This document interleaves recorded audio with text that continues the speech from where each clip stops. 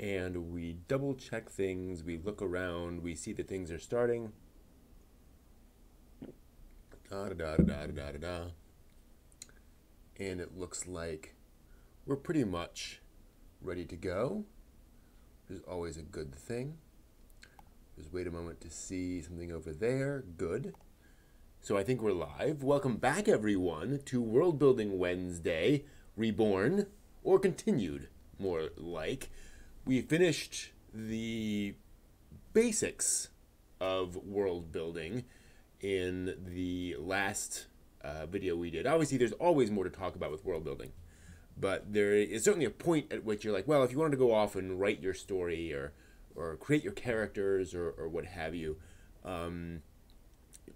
what's a decent stopping point?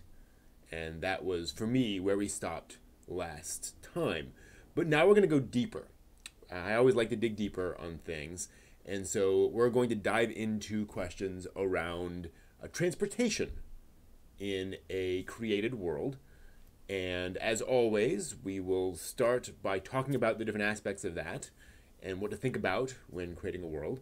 And then we'll take our two sample settings and define the transportation options in both of those. So essentially apply what we've been talking about to each of those settings and try to take different approaches in each one. So let's go to our document here, and I think, let me see here. We've got some interesting issues there with size. So as I recall, if I do this, no, I guess we need to change some things here. Interesting.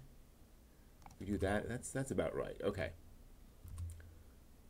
Things are a little different than what I initially had set up, apparently. All right. So let's go down. Talk about all these other different aspects. So the major disagreements, the major topics on which reasonable people disagree, was our last topic. Now we're going to talk about transportation. Transportation is actually one of the things that historians often use as an example of the differences between different cultures. How one culture has progressed to the wagon or uses horses, things along those lines. Those have very big effects on a culture's ability to develop, how an economy can work. If goods can move very quickly from one place to another, an economy can flourish much more quickly. People can buy and sell things and get new stuff quickly. It allows militaries to move more quickly. You need supplies for your military. So all these things are just kind of all part of this. So, hey Rockman, Happy New Year to you. So when it comes to transportation, there are a few things to talk about. And we're going to start by talking about, so there's personal versus cargo transportation. I'm going to actually split that out into two bullets. So personal transportation, how do people move? And then cargo transportation, how do things move? Think about that in the modern world. We have cargo container transport ships, those giant cargo containers on them. And while there is crew on there, generally people don't travel on cargo container ships for pleasure, right? That's kind of reserved for cargo. Whereas horses, we really don't use horses for transportation of goods anymore, at least in industrialized nations. So that's that's kind of moved on, and so these are just kind of different aspects of that. So then we'll talk about modes of transportation. So there's personal, feet, right? Just walking and running and things. Then there are animals. There are what I will call, I guess we'll call them, I think it's useful to make a distinction between pulled vehicles and motorized vehicles, we'll call them, right? So there are wagons, and then there are trucks, really very distinctive things. Then you also have things, we'll call them basically like ships, things that are moved by the environment. I guess naturally propelled vehicles, like sailing ships, right? But we'll probably move that up a little bit. Kind of makes sense that this is a more or less historical direction here. Start with people and then move on from there. So those are generally the kinds of transportations you will see. And again, it's kind of worth thinking about that because, for example, some animals are better for one or the other. You can actually do sort of a matrix here of personal transportation, and then cargo transportation for each of these, and ask those about your world. Are animals used to transport cargo, to transport people? Which animals? Great example in our world is cattle and cows, bulls, bison, those sorts of animals, bovines.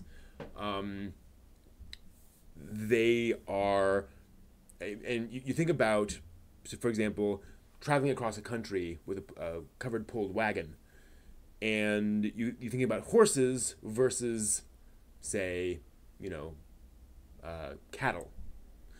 Why wouldn't you use horses for that? Well, because horses actually aren't really built to pull things very much. They're built to run. They don't have the kind of the muscles to pull things very well. So they will move fast on their own, but you'll tire them out. On the other hand, something like cattle are more built for those sorts of things, but they're slower, right?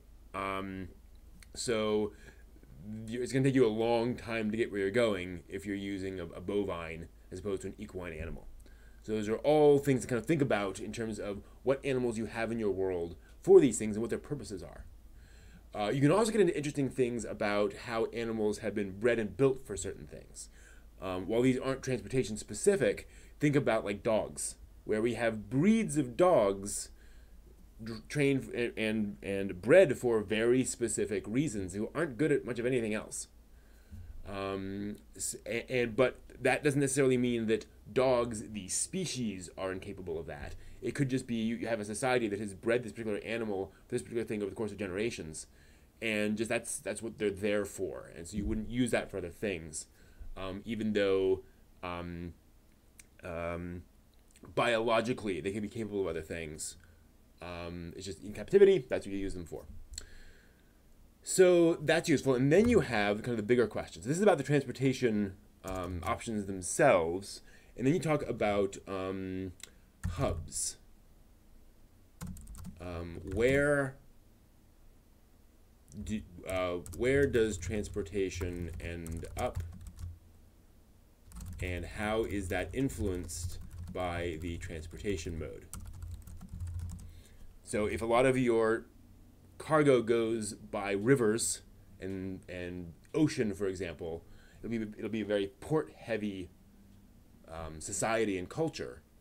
Whereas if there's not that much of it, people are traveling over land a lot, then that's going to affect where those population centers are. They still want to be around water, but they may be more protected, they may be more fortified. You might be up on a butte, for example. As long as that's easier for your transportation to get to, right? So there are these interesting aspects. One of the advantages of a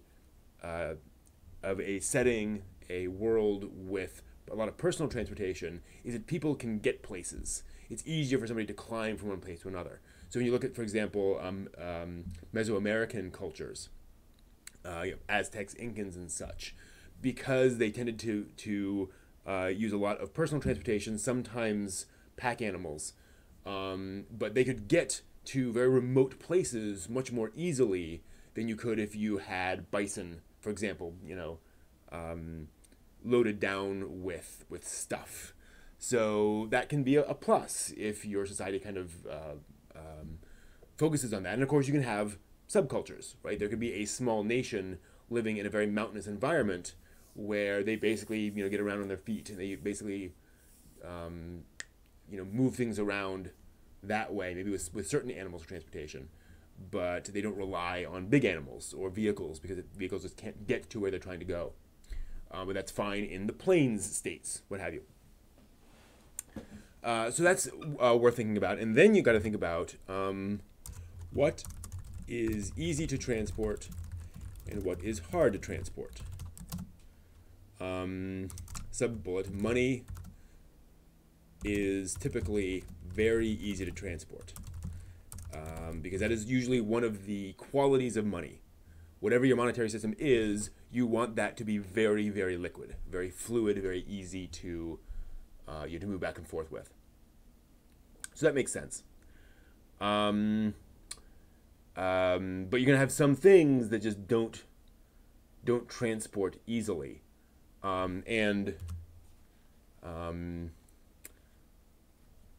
we'll say some items are heavy, some items are explosive, some items are taboo in certain places, right? So if you have the relic of a holy person, you may not be able to move through a certain country with that because they find that offensive to carry around, a dead body, for example, a part of a dead body. And then you also got some items are, well, we'll put these together, maybe illegal or taboo in certain places, right? So it's not just that it's creepy and people don't like it. It could be that just you cannot transport nuclear weapons into this place, right? That's a not unreasonable perspective on things.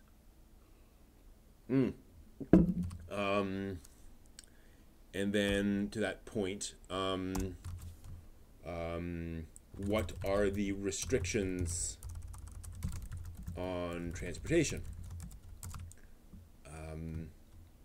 We'll say restrictions on transportation. So we'll say ease of transport here. Ease of transport. Ease of, and restrictions on transportation. So people, right? You'll have closed borders sometimes, and closed borders for certain things. So normal people can get through, but assassins can't. Or diplomats can get through, but regular people can't. That kind of stuff. Illicit substances. I'm also going to put it. So I'm going to put in. So we'll call that black market. Substances illegal in some places, but not in others. Right, so you may have an herbal preparation that is illegal in one country, but perfectly legal in the next one. So, what kind of trade do you see in that, and how not only how is that illegal, but how easy is it to slip that past a guard? Do the guards care? Are you likely to just be able to get it through? Something like marijuana is a great example where,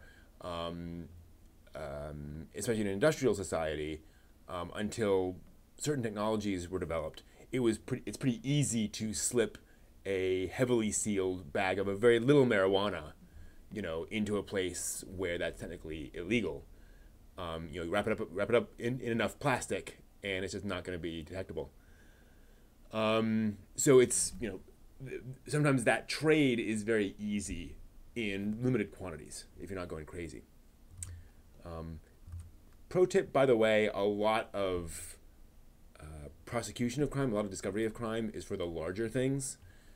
Smaller things slip past, officers of the law a lot. So yeah, so some things will be restricted, some things will not be. And also import taxes. Not just important taxes, but by bringing this into the country, you have to pay a certain amount. And this has been going on for millennia in our Earth, because it is a very easy way for governments to finance things, to say, hey, you don't need that, so we're going to put a tax on it, so whenever it comes in, we get a little bit of money. And if you don't like that, then just don't buy a yacht, right? Or don't buy gold statues or whatever. So it is a convenient, easy way of handling those things. All right, so those are some things to think about. Let's dig in. Oh, and then we also want to talk about expense.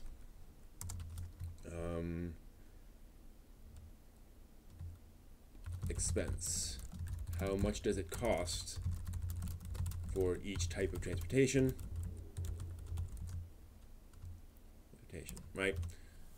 And some types of transportation may be controlled, right? For a long time, motorized vehicles were expensive, and so you couldn't just go out and get a motorized truck for $10, and you can't now. But I mean, I'll put it this way: right now, I could probably go on eBay or Craigslist and get a truck that's in very poor condition, but still runs for, say, a couple $100. And 100 years ago, you could, that was very, very difficult. It probably would have been a couple $100, but in 1918's money, right? So some things are going to be expensive and difficult to do, especially as technologies are new. And let's say motorized vehicles are being developed, you're not going to immediately have standardized flatbed trucks. If you have hover cars, if you have these various technologies and they're relatively new, especially if you have really weird space age stuff like matter transportation, then that might be prohibitively expensive to move things back and forth. I was reading some story about that where humans had encountered galactic civilization, and basically every different civilization has very strong rules about what they will and will not share with other cultures, and then to be very closed off, basically saying, we really don't want to influence other civilizations. And so they were able to trade with another civilization a technology we had, they didn't, for matter transmission. And so we found out how to transmit matter from one place to another, only to find out it was hideously expensive. It would cost $1 billion in energy to transport a pound of matter 1 mile. So technically possible, but it's going to take a long time of development before that becomes a reasonable thing to do. So it's like, well, we know how to do it, but we still can't just do it. All right, and then actually to that point, we'll also put wacky sci-fi options like matter transportation. All right, so if you have a setting where that is possible, think through the implications of that and what that does. So let's look at our settings. We have the two settings we've been working on for a long time. We have our Bronze Age setting, which is very virile, I'll put it that way. Lots of plants, lots of vegetation, very heavy, sort of a Dagobah system kind of idea, jungly, foresty environment. Bronze Age, food is very plentiful, sort of hedge magic level magic. People basically are migrants in caravans traveling from place to place. There's a clue on transportation. And so other stuff, fatalistic society, clothing is relatively minimal, fairly casual, very casual towards nudity, not particularly remarkable. But that does tell us that clothing is, people don't need a lot of clothing, but they may need a lot of variant clothing, right? When you have a lot of people living together, often the way you distinguish yourself from somebody else is the fact that, well, I wear a yellow skirt, whereas she wears a red skirt, etc. Or I have a scarf. Justice is very focused in on that, on the particular world. Happy New Year, Spiri. All right, and then drugs. Okay, so several drugs have been discovered that can be used medicinally, but are habit-forming. So you have an increasing drug problem, human sacrifice, animal sacrifice. Okay, and we do have animal sacrifice. So those are going to be things. So let's start there. We already have transportation. Goods often transported, or we'll say often traded between caravans include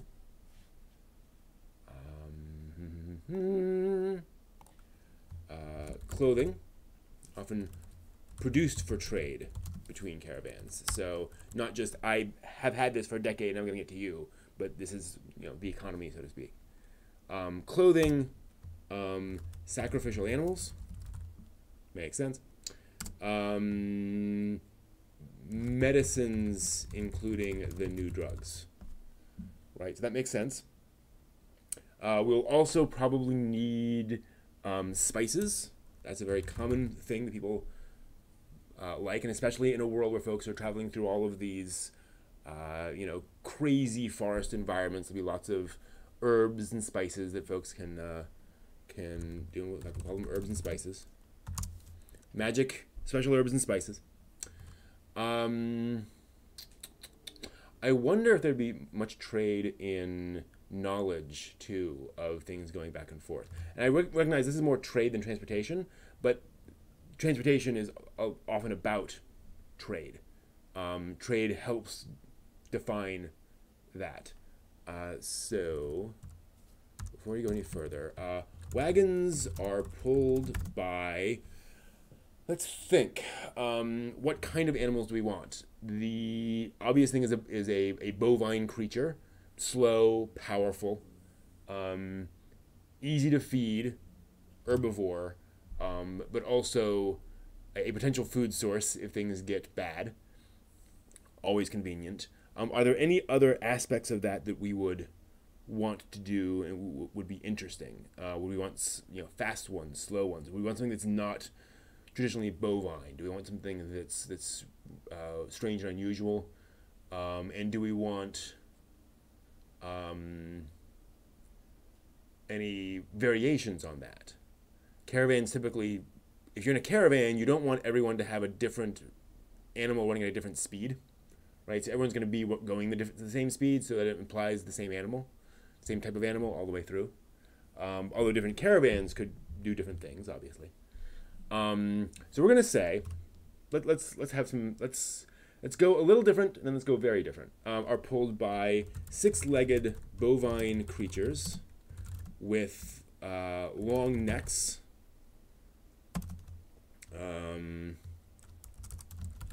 We'll say long serpentine necks. They use these to grab leaves from trees as they pass and eat leaves. So we can imagine a sort of a lumbering bovine creature with six legs that can really,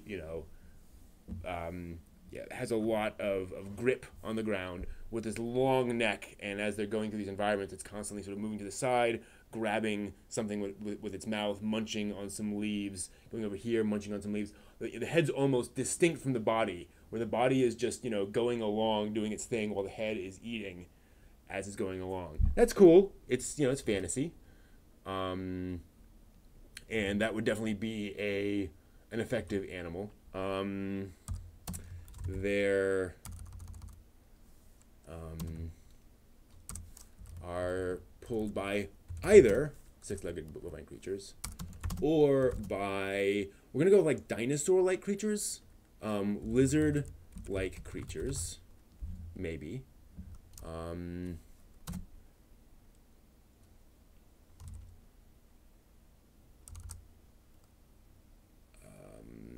Somewhat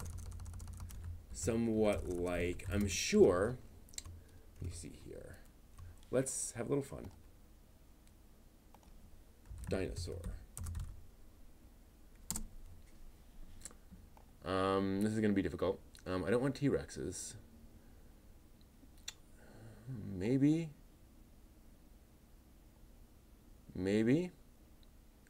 Something like that.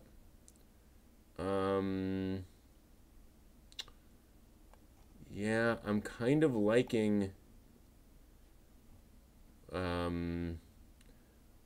Parasaurolophus. Parasaurolophus. Parasaurolophus. Stuff that made famous in Jurassic Park, the Jurassic Park movies. That is kind of interesting because you get,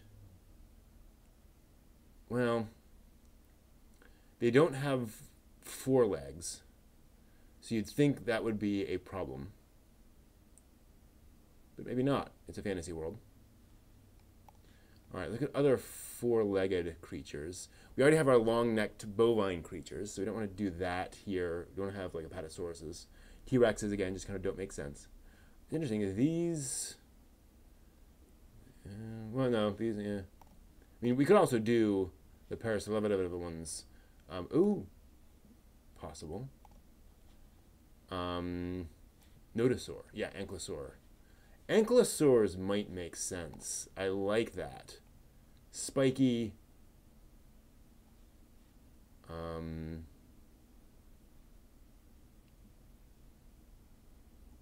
Low to the ground, but not so spiky that they're that a human couldn't saddle it, for example. We not saddle it, but hook it up to a cart. And you could also assume that they have been somewhat bred so that those protective elements are not weighed with a harness. That would work. You could also do basically a Triceratops without the ridge or the horns. That's more or less what we're looking for. Yeah,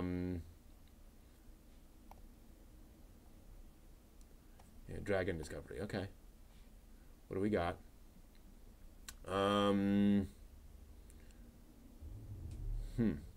Those aren't bad, but they're pretty, pretty Apatosaurus-like. Shorter necks, but otherwise, they're short-necked Apatosaurus. Yeah, see, that's a much less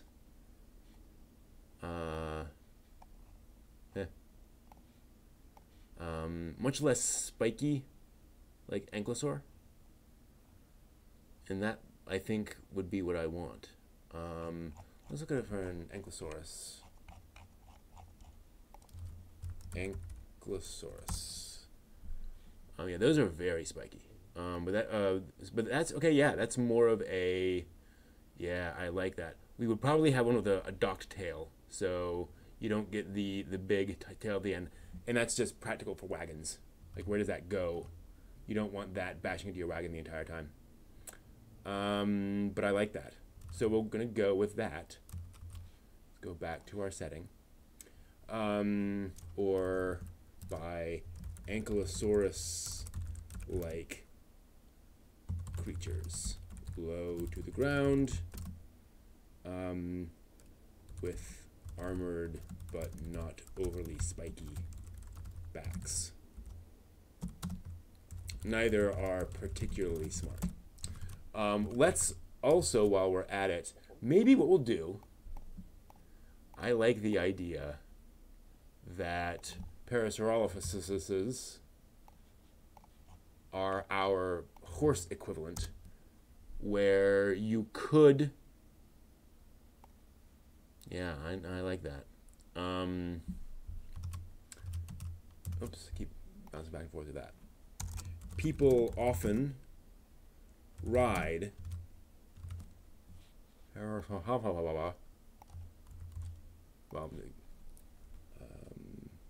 dinosaur-like creatures similar to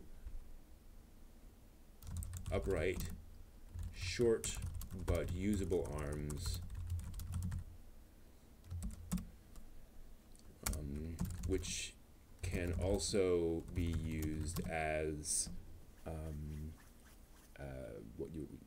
you can also be hitched to wagons, but tire more easily than the other types. They tend to be bred for speed and intelligence. Okay. Intelligence, well, speed, intelligence, and brilliant colorations. Well, brilliant colors. Yeah. That will be a fun little fantasy aspect where they're not just horses; they are, red, blue, and green striped. All sorts of fun things there. Okay, so there's that.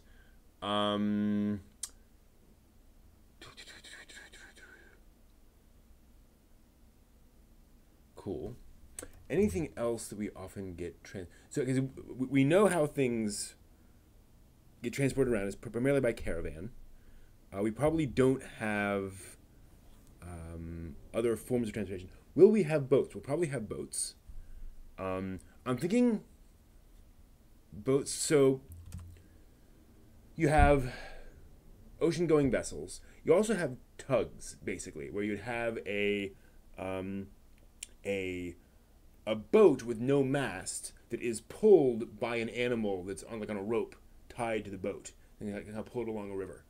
That might be an effective solution here, but since we have such high vegetation, it's hard to imagine the trails necessarily lasting for a huge amount of time. That might be an issue. Obviously, the caravan trails will need to be maintained, but that's something we can assume is done. And then maybe these trails get maintained as well. Or would you have more sailing vessels or magically powered vessels, maybe? Although we had to find that magic is is low here. So I don't know. I do like the idea of barges that are pulled by these creatures. Let's just say that it's in my mind. We'll do that. The rivers are often some people also travel the rivers on barges that are pulled by the above creatures.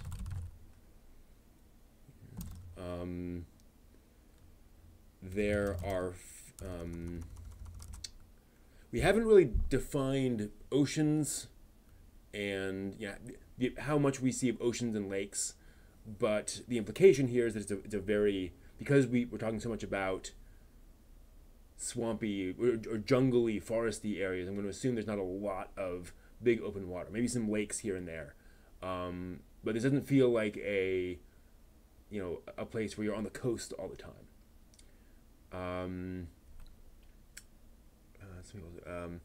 Is there some distinction between these?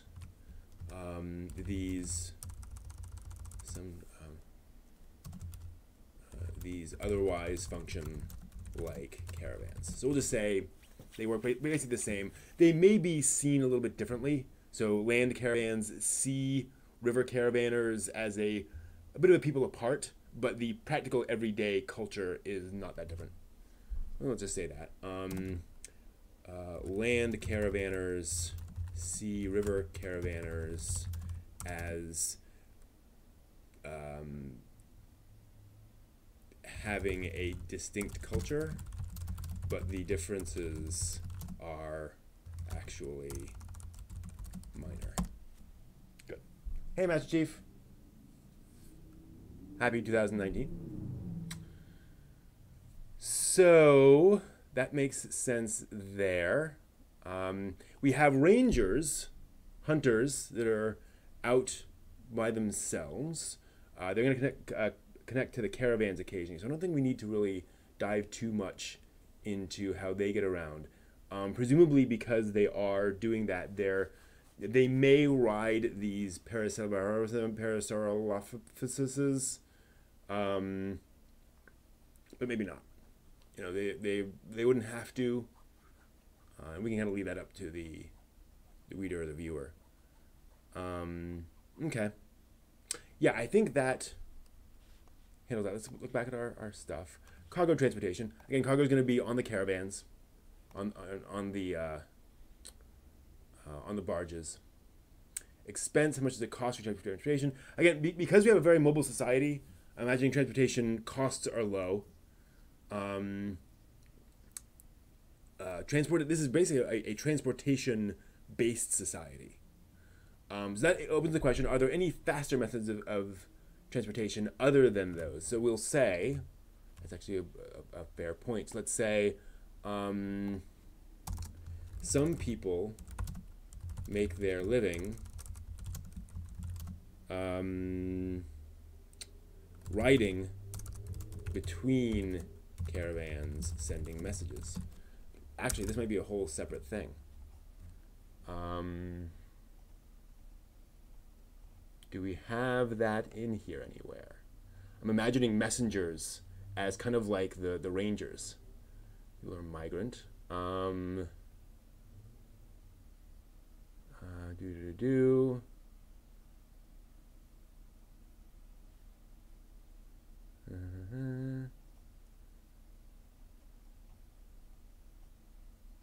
think we've talked about that, so we're going to include that.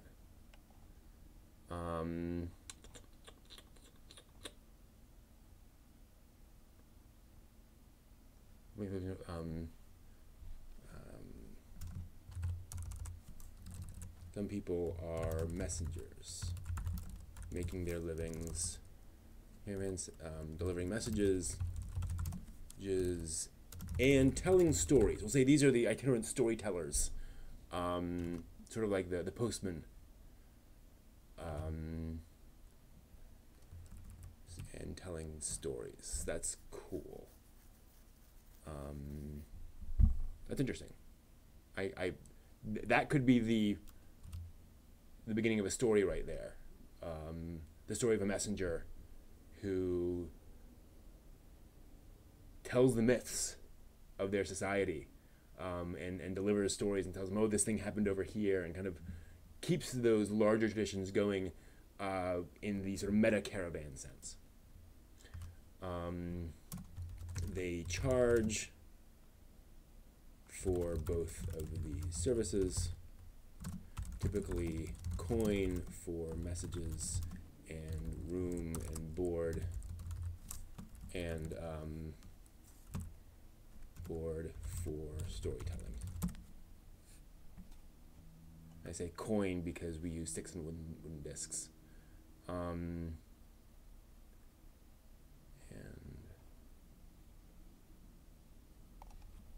wooden tokens for messages. Okay, good. That makes sense. And that's why they have those systems to kind of tally that. So I think the idea is that if you need a knife, you will probably trade for that with another caravan. If you need to send a message to another caravan, to your sister who lives in a different caravan, then you get a messenger to go there and you pay for that. That works. Let's go back to our world building principles, and we'll go on to setting 2. Transportation, so we know that some things, drugs, which are often illegal. What have we said? Drug, trying to ban these wholesale, which are not illegal yet. Okay. I think that's a good thing. Hey, Buritsu. Hey, Matt. This is World Building Wednesday, where we go through various world building principles and apply them to fantasy settings. So you see what all that does. So we move on to our communist ranches. I have a governmental structure here, but I didn't actually do anything with it, so we're going to remove that. I think I was going to talk about something there, but I never got to it. So we're going to talk about transportation. Oh, that's right. The structure of the islands, and so we'll come back to that. Transportation. Basically, as I was coming up with these ideas, I think the setting 2, the communist ranches, would benefit from some idea of how all of these ranches kind of fit together. What is done by a nation as opposed to a ranch. So we'll have to get to that. But meanwhile, we need to figure out transportation here. And this is a little more complicated because you have these more or less self-sufficient ranches. Not completely self-sufficient, but not so much self-sufficient as in people generally, once they marry and settle down at a ranch, they live there the rest of their lives. So it's a very stable population. So I think we did mention I mean, we know we have walkabouts where teenagers sort of go from ranch to ranch, basically looking for a significant other. We talked about that. Trade guilds. Yes. Guilds. So you have that. So, okay. And of course, these ranches have all these animals on them. So you can have plenty of options there for transportation animals, but also we have gunpowder. So technology is fairly advanced, and we might have some fairly significant things. So, okay. Once a couple settles down at a ranch, they rarely leave it. Perhaps every year or two to see relatives. The people who do move around include adolescents on walkabout, members of guilds who trade,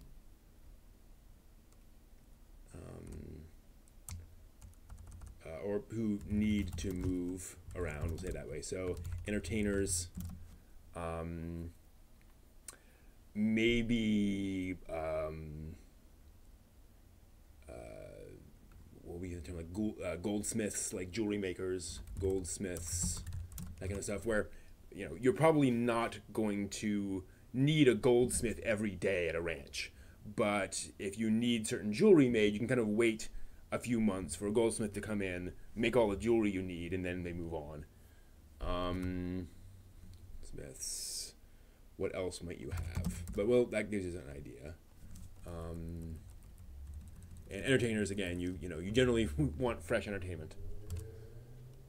Who else? We'll probably have messengers of some kind. Moneymakers Guild. So we have that. We're also going to have tinkers of some kind, I imagine. Tinkers, which is its own guild. So maybe we'll just have... Whoops, sorry. I hate how home goes all the way to the top of the document. Like, why would you need that? So tinkers basically make things that are difficult to make in a particular place. That may be more, too detailed for the average blacksmith. So your local blacksmith is churning out horseshoes or creature shoes, maybe pots and pans, things like that. But if you need, the equivalent of a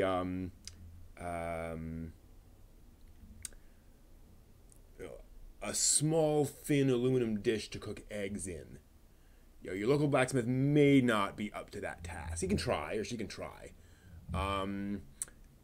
Or a really, really fine weapon, a finely honed, a finely edged sword.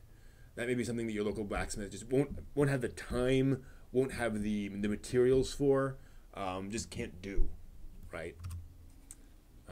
Tinkers who trade in specialized in difficult to make tools. We'll put it that way. All right. Cool. Who else do you have? Religious folks. We do know that we have some folks with they're priests, I think. Children of religion. Some clerics there's a worship, many future congregations can be in place in some ranch. Multiple clerics provide okay, so it sounds like there's not a lot of movement with them. The World of 100 Islands. Magic is interesting. Magic, I think, spellcasters will move a lot. Okay. So, magic users. They're probably not very trusted anyway, who often aren't trusted and thus find it easier to move on from each place sooner or later. That makes sense. They probably offer their services, do that. Well, also, I mean, obviously there's going to have to be some kind of message service. Pony Express, basically. Messengers. So we'll say technically a guild, but poorly organized. People are moving around so much, it's very hard to administer the Messengers Guild, we'll say, which is kind of odd considering like their whole job is to communicate. But maybe it's one of those things that just move so fast and they're just so independent. Yeah, I like that idea. All right.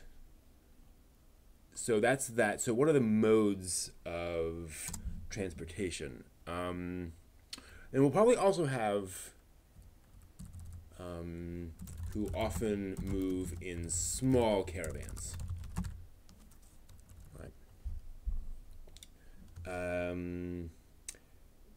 Guild members often travel in covered wagons. No, I think carriages. Carriages pulled by specially bred animals, equivalent to horses. Again, I don't. We won't go dinos here. Insects, maybe? That'd be kind of interesting. Yeah, I don't want to necessarily go weird every time, but that's a neat idea. Insects are strong. If you could breed them big enough, they would certainly be able to. Okay, horses, but specially bred giant insects, similar to beetles. I'm just gonna go there. Why not? So they scuttle along and pull these carriages from place to place. Actually, kind of interesting if these ranches are all kind of insectoid life. It might just be a variety of, mammals, giant insects, lizard, giant lizard kind of creatures. Why not? Again. In fact, most high-speed transportation is done on specially bred giant insects.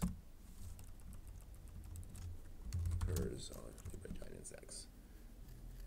Yeah, that works. Cool. Trade. If a guild has a lot of material, they will trade will typically put that in its own wagon. So you don't travel with your stuff in your carriage. The carriage is for people. Your trade goods go in a wagon. Again, just a world detail. It's seen as, I don't know, gauche to travel in the same conveyance as your trade goods. Okay? That works. Centaurs as messengers. I've seen the first couple episodes of Zombieland Saga. Loving it. Loved every second of those 2 episodes. So certainly haven't finished it, but enjoying what I see so much. Centaurs as messengers. That's a really good idea. That's a really good idea, Matt. Messengers. We're just going to say it. Centaur messengers. Messengers. Technically a guild, but open only to centaurs and very secretive. Right. So your message will get sent from one thing to another, and they're very, they won't break open the message, but also, they don't talk about how it's organized. They don't talk about how they do things. That's a brilliant idea, Matt. Great idea. And it's just different, and it creates an interesting tension. right, about these centaurs, and do we trust them necessarily? I mean, on the one hand, it's good to have a neutral third party in everything, but right, what if you can buy one? You know, what if you can bribe someone? How do you know they're not bribable? Cool. I really like that. All right, so let's go back to our principles. How do people move? How do things move? So, whoops, wrong place. Adolescents on walkabout, who almost never ride, right? In fact, it's considered bad luck to take or to ride while on walkabout. It's almost a taboo that you won't find your loved one if you ride an animal while you're on walkabout. Magic users who will be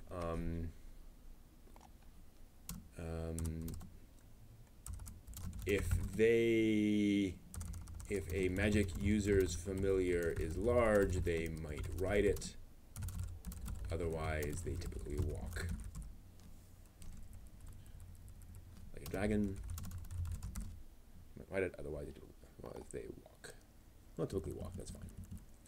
Cool. That's neat. And so cargo will go with guilds. Pulled vehicles, natural propelled vehicles, sailing ships. Do we have? So we'll have lots of sailing ships.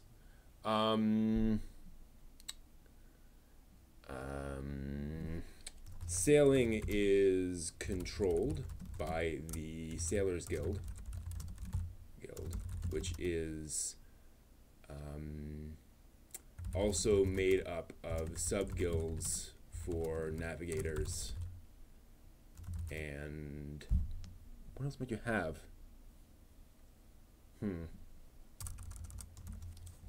We'll say a sub-guild. Sorry. Hate that. Click the wrong button there, and it shuffled things all over the place. Okay. There we are.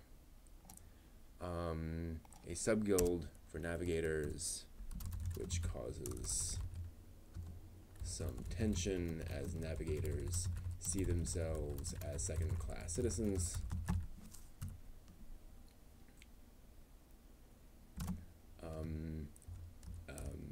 So anyone might own a boat, might own a ship, but the Sailors Guild,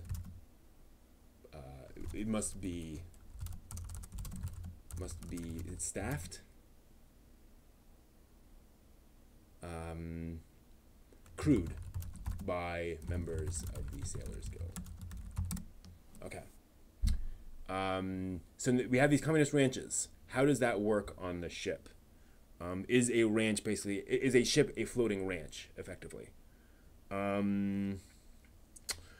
we can go a couple of different directions. I mean, it could be that the culture is very similar. People more or less live in these groups on the ship, or it could be a world apart, kind of like it is in our world, where, especially in our world, traditionally, where sailors, they may live out their lives on a ship, but it was not a typical life, right? It was a very different culture. And since I think that makes sense, because in our other setting, we decided that those in the barges were living similar to the caravan life. Sailors, but then how do you maintain sailors? So in our society, when a sailor went off, they left behind a family, and they would come back and they would do that. Now, they would often make more families elsewhere, but ignoring that. So you had, a wife and kids back home, and that's how you get more sailors, roughly speaking.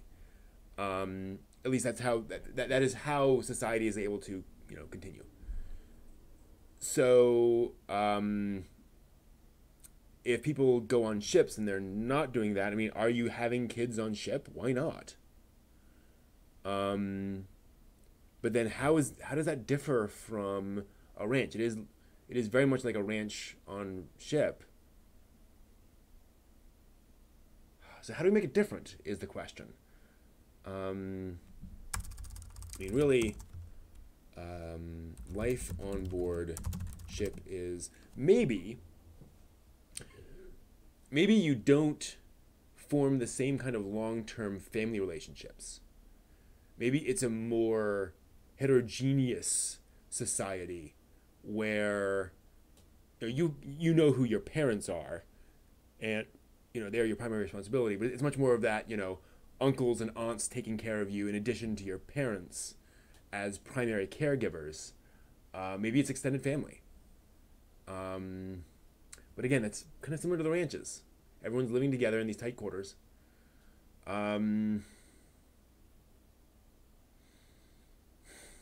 But the difference is, you don't have bedrooms. In the ranches, you have these giant mansions, these giant sleeping quarters, subdivided for each family. You don't have that here. Is similar to a floating ranch with two major exceptions.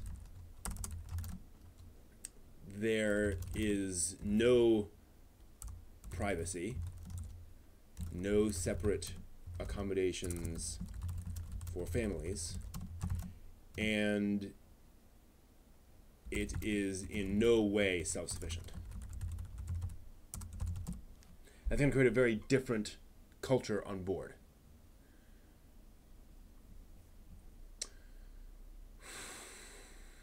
If you want to make more babies, everyone's going to know that you're doing that.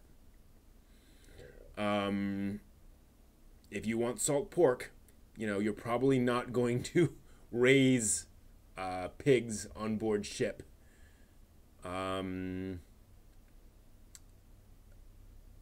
So you have to work for coin to pay for your sustenance, basically.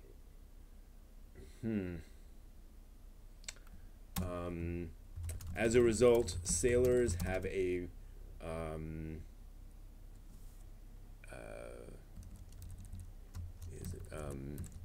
some respects, sailors have a culture that feels alien to outsiders.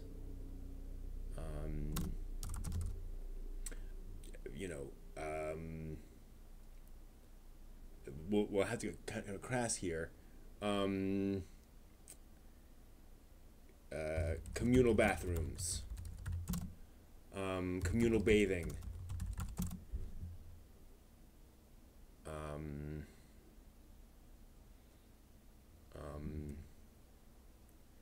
and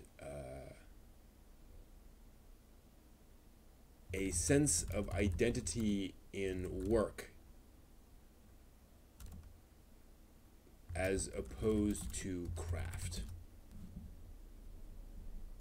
In shared work as opposed to individual skill. Because on a ranch, you have a job. On a ranch, you have a specialty. You have a job that you are skilled at. On a ship, everyone needs to be able to do everything. Though some will have natural talents.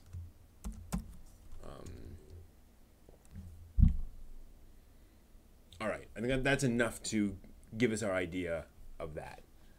Obviously, you can go in much more directions.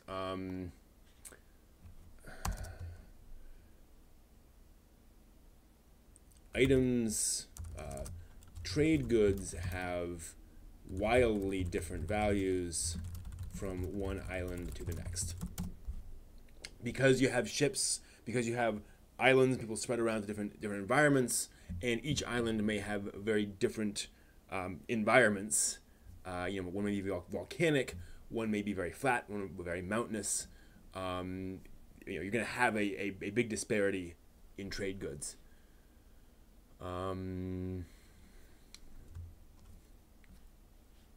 Okay. Travel. Well, did we talk about this a bit before? You really leave it.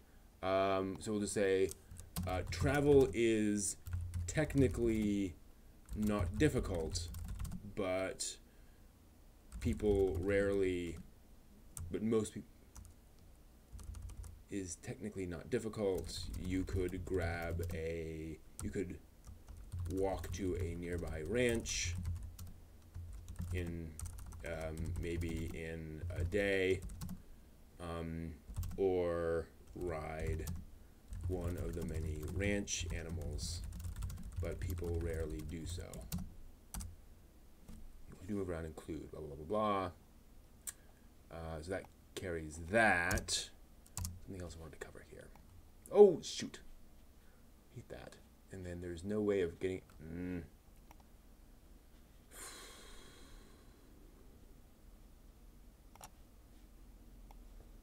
Okay. Where were we? History of past empires. That is something we'll have to talk about. It's a good point. That may be our next topic. Expense, transportation hubs. I think that varies too much from island to island for us to really nail it down. We will say that ports, seaports are common trade hubs. Right? Those are basically big ranches. Easy enough, because again, we have islands. We're going to have a lot of sea travel. That'll probably be the central thing.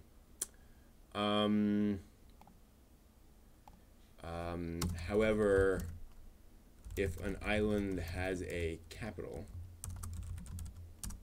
that's usually inland for security reasons. We'll dig into that more as we need to. So what gets transported and what doesn't get transported? There are people can almost always move around, even from nation to nation.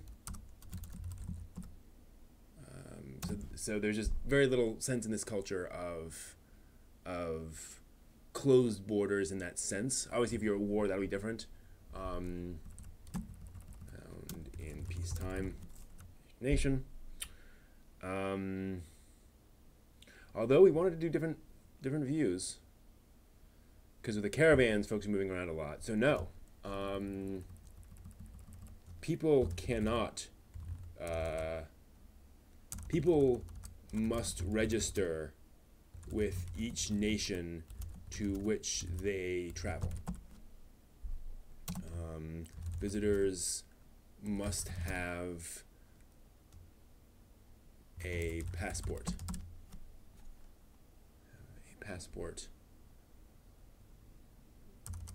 Which must be renewed regularly. We'll go further.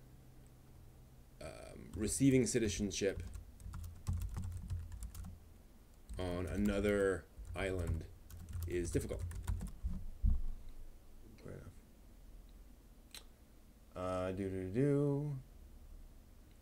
Seaports can secretly be used for gathering information. Totally true. Let's add to that. Related. Seaports are often hotbeds of spies. Difficult. Okay, so there's not a lot of movement between people back and forth. Travel, and we'll say, obviously, Sailors Guild excluded. Obviously. This is substances. I think that'll vary from place to place. Illicit, what's illegal in one place may be very legal in another. So, popular trade goods. This will be fairly straightforward, I think. Gunpowder weapons, since those are new. Exotic pet animals. Herbs and spices, always a thing. Particularly spicy ones, we'll say. Medicines, but these tend to be quack remedies. Again, just kind of for flavor. I'm going to change the do that not in print mode. Print mode is just not very useful here.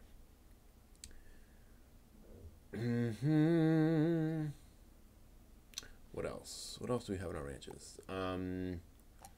We'll say popular overseas.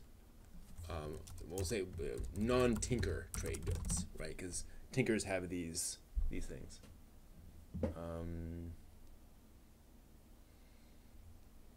What kind of ships do these people use? Great question, Steph. Great question.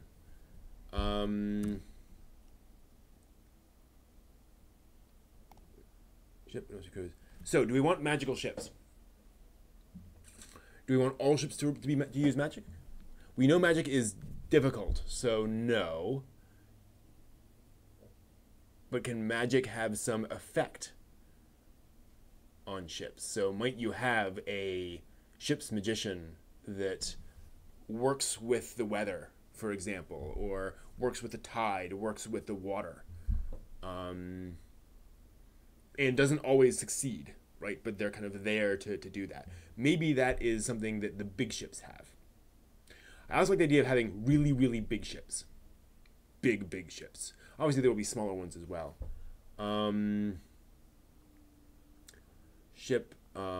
But we'll say any ship that requires a crew of more than 3, right? Because, you know, a little dinghy, you don't need a sailor's guild. We'll start there.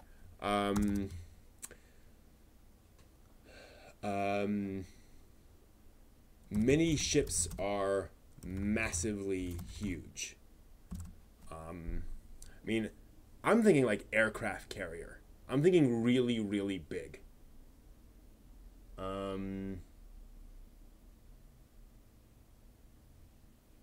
So you will have outrigger canoes. You'll absolutely have those. You probably have swarms of outrigger canoes. In terms of, you know, simple trade. But you'll also have these huge fleets. Not necessarily fleets. Probably not fleets, in fact, because these are going to be sort of, you know, again, this is your ranch, essentially. This is your family. This is your nation, your mini nation on there. Many ships are massively. We'll say any boat. Boat that requires. And I know there's a technical term between boat and ship, but whatever. So we'll say massively huge, housing many dozens of. Well, let's see here. I said that may be a little absurd. Aircraft carrier. Let's think about that.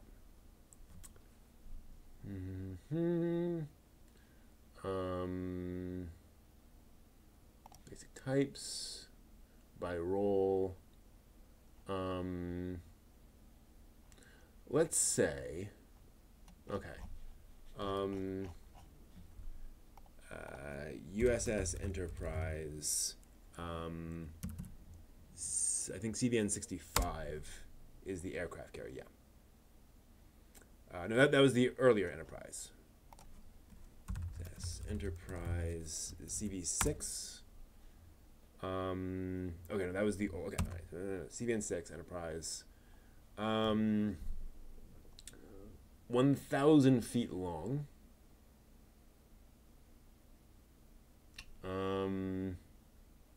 Over 1,000 feet long. 1,100 feet long. That's nice.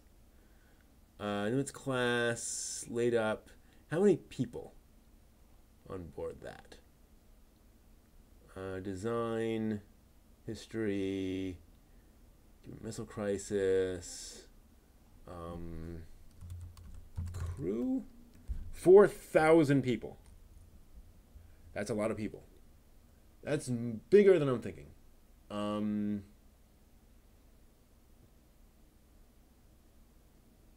Interesting. That's a neat distinction there, Seth. Huh. Yeah. Huh. Gotta think about that. So let's think about a destroyer. Destroyer.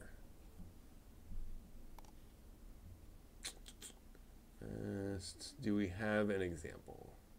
Early designs, modern destroyer, World War II. So let's check out that Polish destroyer. Crew does not list. Well, there's a crew list 1939, which lists 200 people. Now, obviously, a destroyer is or any military ship is a very carefully, very carefully built machine where everyone's living in these very tight quarters. So, how big is that destroyer? It was, or is, 374 feet. All right, so we will say has many dozens of people and possibly hundreds of feet long, potentially.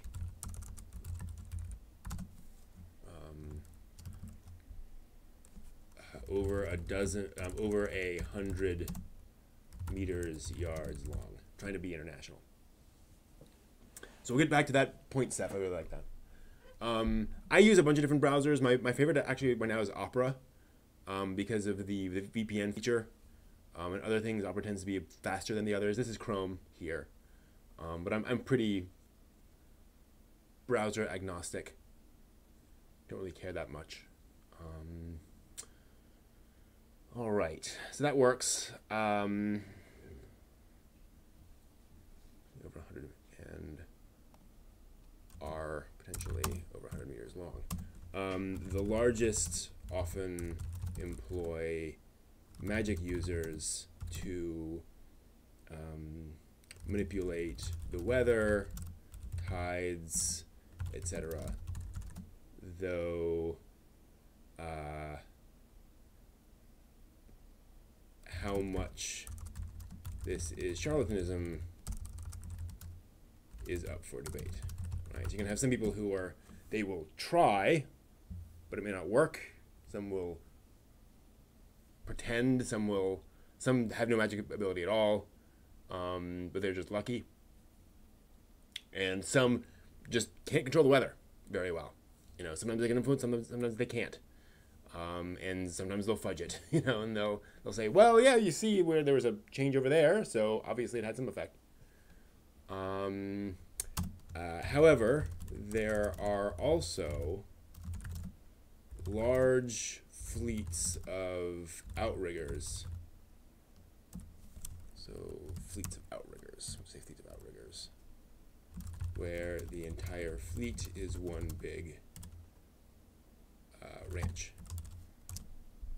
Yes, they all consider themselves one group, but they're all in different ships, different little boats.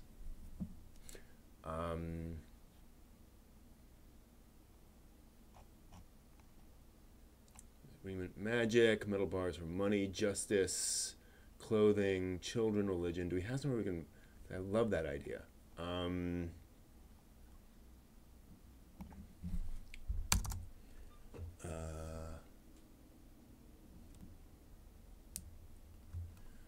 Volcanic islands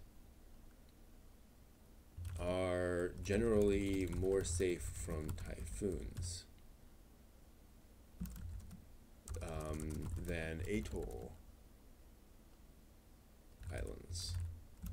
So residents of We're going to modify that a little bit. Residents of the first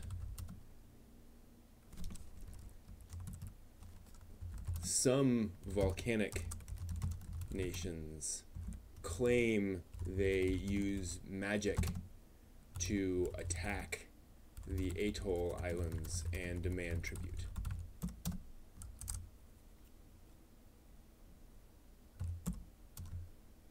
Sometimes this works, sometimes it sparks a devastating war.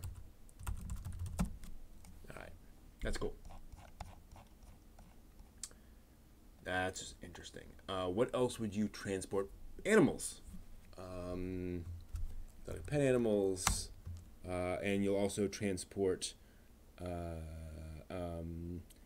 animals in general, we'll say. Specimens, especially. So, if you have a really, really nice cow, you might transport that somewhere else to get the highest price. We also have animals, move from place to place that way. So here's a question. If you have ships going around, they drop off stuff at a port. How does stuff get from the port to a ranch inland? There's a guild for that.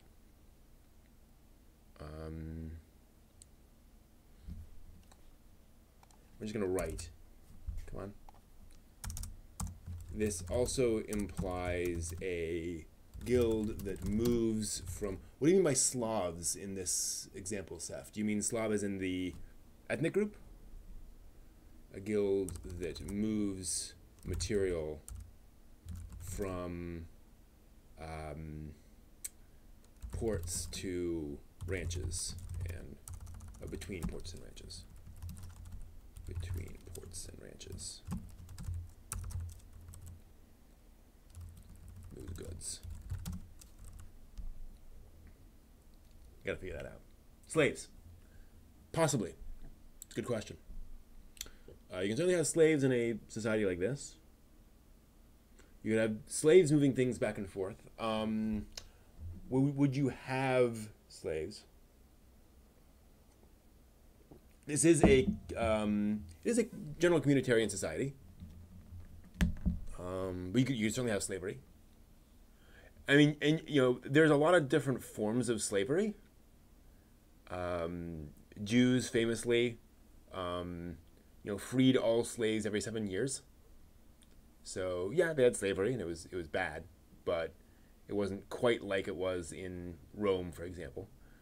Although even in Rome, you could have a slave that was, I think Augustus, the second most powerful person in Rome was a slave, who was Augustus' right-hand man and owned vast estates.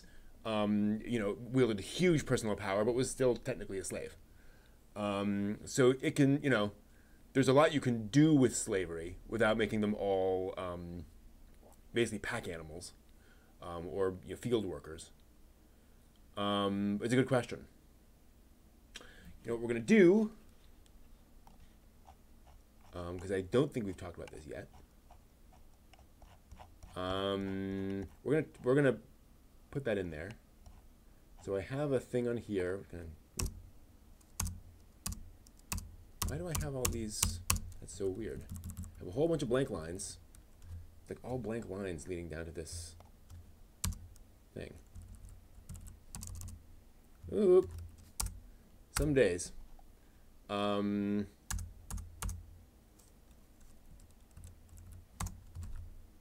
Slavery and human rights, including what's the term? Was it domestic servants? No. Sorry. Indentured servitude. That's what I'm thinking of. Indentured servitude. So this is where you would, indentured servitude is where you would consciously, deliberately say, I will work for you and do whatever you tell me to for the next 5 years. And at the end of that, I will then be free of those obligations. But I'm, in a sense, putting myself in deliberate slavery for some limited set of time under limited conditions. A lot of folks who came over to the New World came over under that because it was so expensive to cross. They would say basically, if you're going there, I will be your indentured servant for 5 years, and you'll pay my way, and because I can afford that, and then at the end I get freed. I don't have to pay that, but you get my labor for that length of time. That is a way of doing it. Yes, we've already done religion. We did religion some episodes ago. Symbiotic relationship between slaves and masters, true. Servitude and symbiosis. Interesting. Because I don't want to necessarily do slavery where it's just people toiling away in the fields their entire lives. You can do that, but to me that is a for lack of a better term, it is a kind of a cliched way of handling that, where I think it's more interesting if you explore variations on that theme. Not in a way to try to kind of make slavery good or effective, but basically saying, how could a society actually, what would this look like in a society? Okay. So yeah, I think that will do it for us for tonight. We've been going about an hour and a half. So next time we're going to talk about past empires. We're going to create a previous empire for both of these civilizations. And that will help to give us an idea of what this culture is and where it came from and what it's kind of reacting to in some cases. That can be very good if you're doing games, role-playing games and such. And then we'll talk about slavery and human rights, and under what conditions you can be, forced to do labor, basically. Cool. All right, that'll do it for us for tonight. I haven't read every word of The Prince, but I've read enough of The Prince. Like, I've read a good chunk of it. All right, yeah, and so we'll be back in 2 weeks with another episode of this. Next week will be a workshop episode where we will probably we'll probably paint a T-shirt. So we'll put a slogan on a T-shirt, fiddle around with painting on shirt, putting design on a T-shirt. Might do like a what do you call it? A stencil design, something like that. Just play around. I think that'd be fun, and that'll be the plan. So thank you all very much. Glad to hear you love this stuff. I love doing it. So we'll see you next in 2 weeks for the next world building. FYI, I will be at MagFest this weekend, so I will try to do a Friday anime live stream. I'll kind of schedule things around that, but time and schedule and such may make that a little bit. I may start a little later than usual. I may actually do it like from the convention floor if I have to. Might just start late. We'll see. FYI. Actually, Jacob, I find that human rights is not very contingent on religion. I find, slavery has been rampant in Christian, in Muslim, in Buddhist, in Hindu, in all sorts of cultures. It often colors that, but it doesn't really affect whether it's there or not and what form it takes in a weird way. But yeah, we've already covered religion quite a bit. So anyway, see you guys later. That is the plan. We will not be able to do Anime Club this Saturday either because I will be at MagFest, unfortunately. But should be back on Friday. So thanks all. See you. Take care.